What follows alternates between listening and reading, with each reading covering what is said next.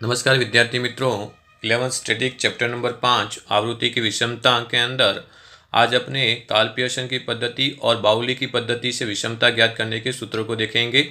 तो सबसे पहले लेते हैं अपने मेथड नंबर 1 यानी कार्ल पियर्सन मेथड यानी कार्ल पियर्सन की पद्धति से विषमता और विषमता किस प्रकार ज्ञात करेंगे।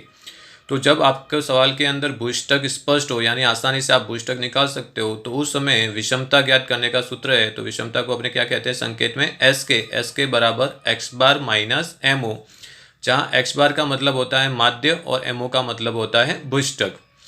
विषमतांक ज्ञात करने का सूत्र है, विषमतांक को अपने संकेत में कहते हैं जे बराबर एक्स बार माइनस एम ओ भागे एस। तो एक्स बार एम ओ और एस किस प्रकार ज्ञात कर सकते हैं वो ऑलरेडी अपने चैप्टर नंबर 3 और चैप्टर नंबर 4 के अंदर सीख चुके हैं। यदि सवाल के अंदर भूयष्टक स्पष्ट न हो यानी क्या कि जब वर्गों के बीच अंतर समान न हो या फिर जब दो या दो से अधिक भूयष्टक हो तो उस समय भूयष्टक स्पष्ट नहीं होता है, तो उस समय विषमता ज्ञात करने का सूत्र है एस के बराबर 3x बार माइनस एम। तो वहाँ आपने क्या करते हैं, एम ओ के बदले क्या निकालते हैं, एम ज्ञात करते हैं, एम यानी मध्य का। और विषमतांक ज्ञात करने का सूत्र है जे बराबर 3x बार माइनस एम बटे एस। क्लियर। तो ये थी कार्ल पियर्सन की पद्धति के सूत्र। जब भूयष्टक स्पष्ट हो तो विषमता बराबर एस के बराबर एक्स बार माइनस एम ओ और जे बराबर एक्स बार माइनस एम ओ भागे एस। और भूयष्टक स्पष्ट न हो तब एस के बराबर 3x बार माइनस एम और जे बराबर सूत्र होगा 3x बार माइनस एम भागे एस। क्लियर।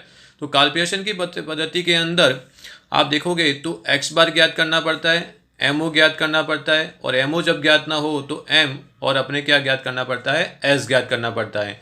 इन चारों के ऊपर से आप भूयष्टक स्पष्ट हो या भूयष्टक स्पष्ट न हो तब आप विषमता और विषमतांक ज्ञात कर सकते हैं। दूसरी जो मेथड दी हुई है बाउली की पद्धति, तो बाउली की पद्धति जो है वो चतुर्थकों पे ऊपर डिपेंड करती है।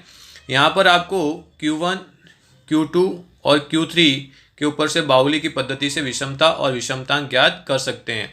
तो बाउली की पद्धति में विषमता का सूत्र है एस के बराबर Q3 minus M minus bracket में एम माइनस Q1। इसके बदले आप एस के बराबर Q3 plus Q1 minus 2m से भी ज्ञात कर सकते हैं। विषमतांक ज्ञात करने का सूत्र है जे बराबर Q3 minus M minus Q1 upon Q3 minus M plus M minus Q1। इन दोनों सूत्रों का उपयोग आप छोटे सवाल के लिए कर सकते हैं। जे का सूत्र है Q3 plus Q1 minus 2m upon Q3 minus Q1। Clear. तो इन सूत्रों के ऊपर से आपको पता चल चुका होगा कि बाउली की जो मेथड है वो Q1, Q2 और Q3 पे डिपेंड करती है।